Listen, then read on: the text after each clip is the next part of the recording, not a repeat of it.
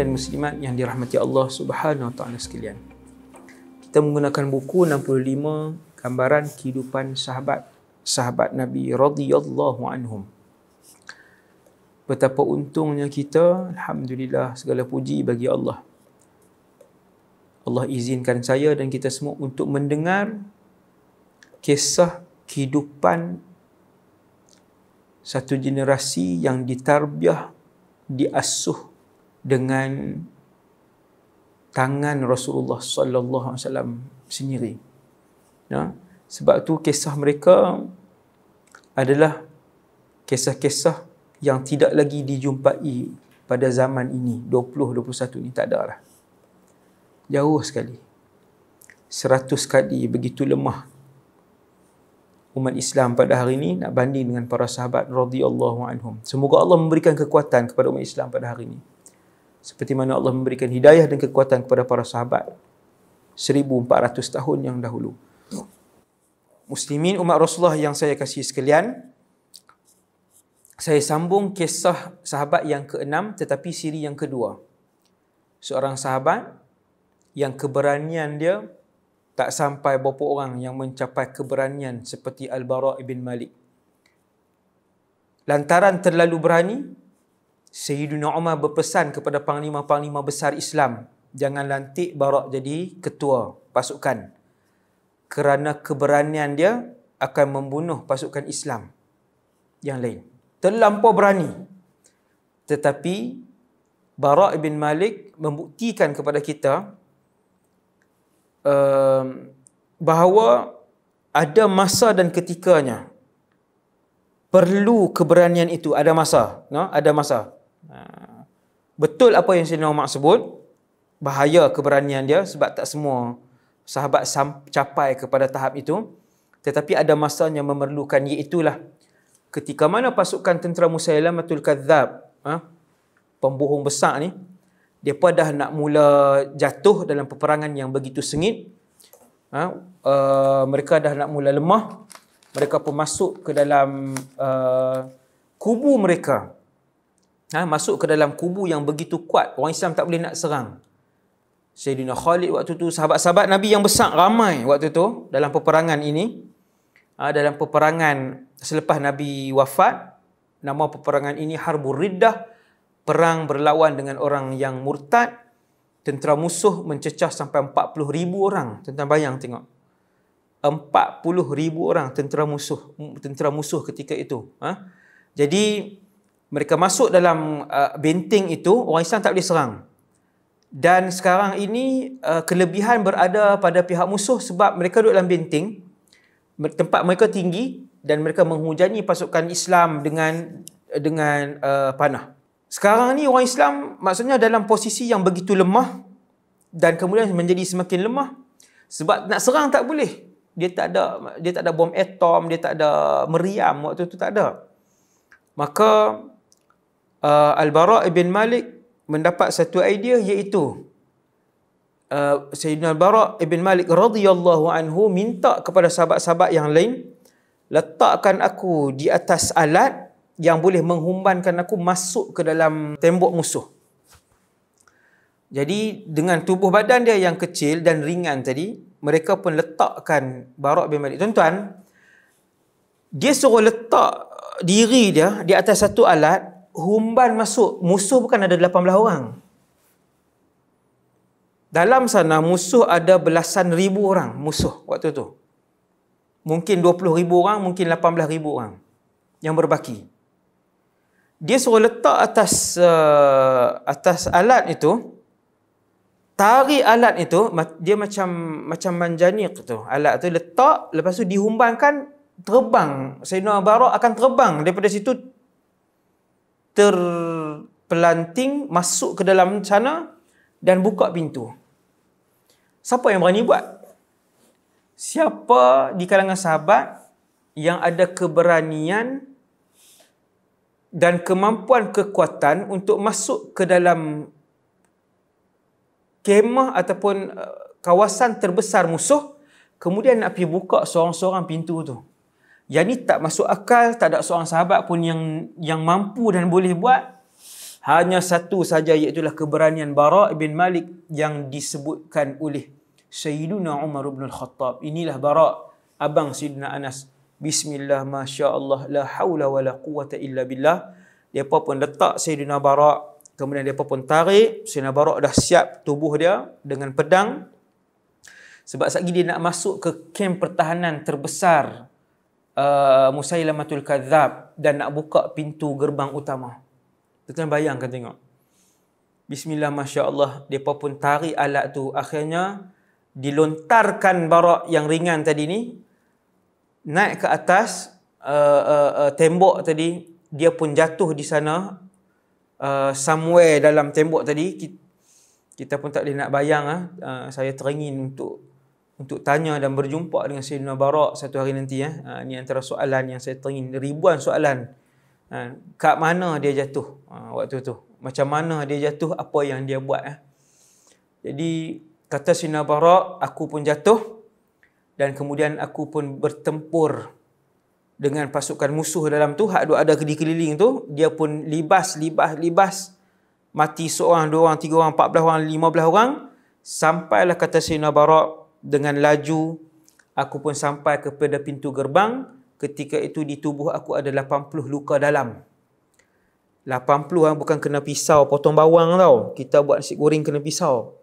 Kita buka buah durian kena luka ni. Luka sebab makan. Itulah perjuangan umat Nabi tahun 2021. Sampai luka jari buka durian. Macam pengalaman je ustaz kan. Bukan saya tengok staff buka kan, makan durian luka. Kita teringat perjuangan sahabat luka mereka 80 luka, sehingga bila Bara' bin Malik radhiyallahu anhu pergi ke pintu gerbang, dia pun berjaya buka. Akhirnya dia pun buka dan terbaring Bara' bin Malik di situ. Ketika itu tak boleh bangun. Sahabat pun angkat, mereka pun masuk serang. Dan alhamdulillah para sahabat menang dan mereka membunuh Musailamatul Kadzab. Siapa yang membunuh Musailamah? Yang tu saya tak mau cerita dah. Dia jadi panjang. Ada dua orang sahabat yang membunuh Musailamatul Kadzab. Katanya sahabat A ataupun sahabat B. Detik-detik pembunuhan tu. Hero kita kali ini adalah Sayyiduna Bara' ibn Azib. Semoga salah seorang daripada kita dikurniakan keberanian dan kekuatan serta kepintaran Bara' dalam medan perang. Supaya Allah Ta'ala kurniakan kepada salah seorang daripada kita, insya-Allah. Jadi Sayyidina Bara' buka dan dia pun collapse dan dia tak boleh nak lawan dah, penuh di badan dia. Akhirnya sahabat pun bawa dia. Habis perang, Sayyidina Khalid bin Walid radhiyallahu anhu sendiri yang merawat dia. Sayyidina Khalid sendiri yang rawat dia. Selama beberapa bulan barulah Sayyidina Bara' boleh bangun. Subhanallah. Semua tu menjadi saksi di hadapan Allah keberanian Bara' bin Malik. Tapi tak mati syahid, sihat balik lepas tu. Sampailah satu peperangan dengan Tustar, salah satu jajahan Parsi. Bukan Parsi yang pusat macam tu salah satu jajahan dia, negeri Tustar. Maksudnya diketuai oleh gubernur kepada Maharaja Parsi Kisra. Jadi dalam peperangan dengan Tustar, dengan jajahan Tustar ni, ketika itu pasukan musuh dah berondok masuk ke dalam benteng. Ni masih lagi cerita Sayyidina Bara', bukan peperangan Riddah. Harbul Riddah dah habis tadi. Dah sakit apa semua, kemudian sembuh balik, masuk perang balik. Sayyidina Bara' ni menyertai semula peperangan lain. Kali ini ada kisah yang melibatkan adik beliau, iaitulah Sayyidina Anas ibn Malik. Masya Allah, abangnya pun pejuang, abang adiknya pun pejuang. Jadi sahabat Nabi ketika dulu kalau alim, dia tak duduk di masjid, pegang Quran, duduk atas tikar sejadah, mengajar saja tak. Dia juga adalah singa di medan perang, sahabat Nabi. Antaranya Anas ibn Malik radhiyallahu anhu, tapi abang dia lebih handal lah, abang Sayyidina Anas.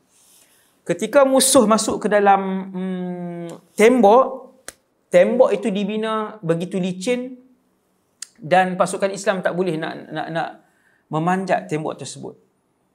Dan mereka waktu tu Parsi ni terkenal dengan satu bangsa, kalau perang mereka akan keluarkan alat-alat perang yang pelik-pelik.